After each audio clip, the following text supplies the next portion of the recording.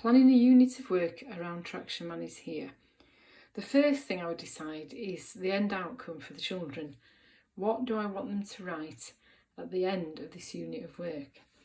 And for this text, I thought it would be quite nice to write a thank you letter to whoever bought him the present in the first place. And of course, you need a model, don't you, for this? And I thought this would be ideal because whatever my model looks like, the children can use it, but can adapt it, because so much goes on that they could write about different aspects to what I wrote about. The first thing I do is I look at Appendix 2 from the National Curriculum, and I jot down what I think I need to put in my WAGOLL, things that I want the children to put into their writing. I take some of the key points from Year 2 as well, so that's looking at that, or you could just use the assessment grid and get them from there.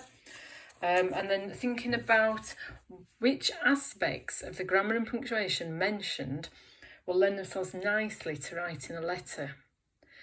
So these are what I initially jotted down: expanded noun phrases, conjunctions, apostrophes, commas in lists, adverbs, paragraphs, and progressive tense as well from Year 2. It doesn't mean I'll necessarily use all of those. There might be something I particularly want to focus on, and I'll definitely make sure I put that in. That, of course, depends on the context of your class. This is really useful for narrowing the gaps as well. And you can see what needs some extra teaching around.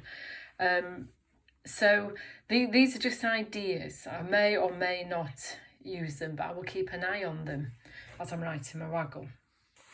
When I've done that, I then turn to the Year 3-4 common exception words, and I jot down some words that may be useful from here. And these are the ones I've jotted down.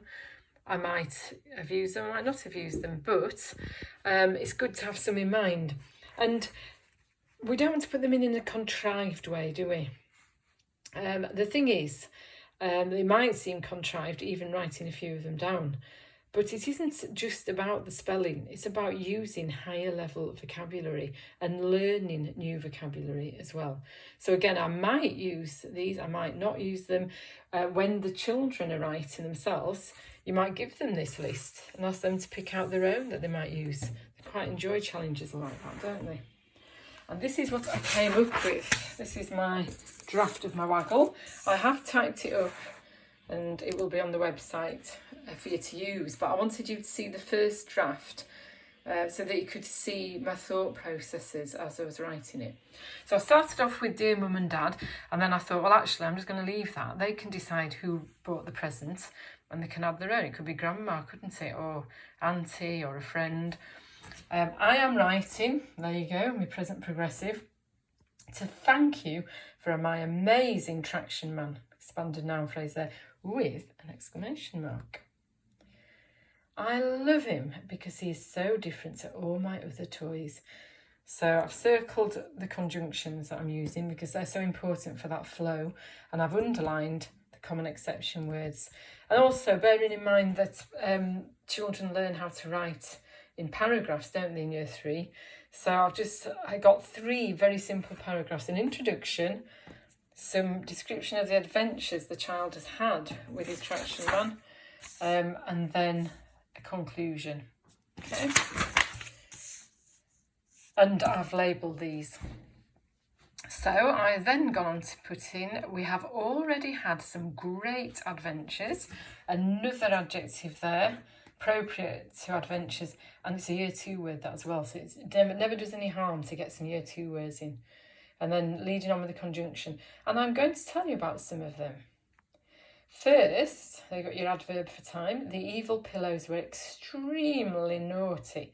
Very proud of myself there because I got 2 common exception words there next door to each other, plus a suffix, double whammy. And bearing in mind, fronted commas after fronted adverbials is a Year 4 thing. So you don't need the commas. If children put them there because they've seen them in books, fair enough, but you don't need to teach them.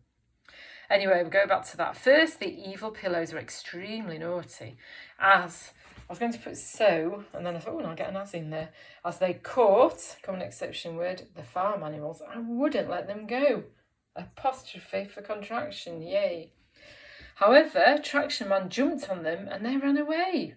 Next, Traction Man decided, so you got an adverb and a common exception word with the suffix, to search for the lost wreck of the sieve and was nearly destroyed by the poisonous dishcloth. Luckily, good adverb there, Traction Man was saved by his special friend, which is the year 2 word, scrubbing brush, with an exclamation mark to emphasise that fact. Final paragraph, wrapping it up. I'm looking forward to many more adventures with Traction Man.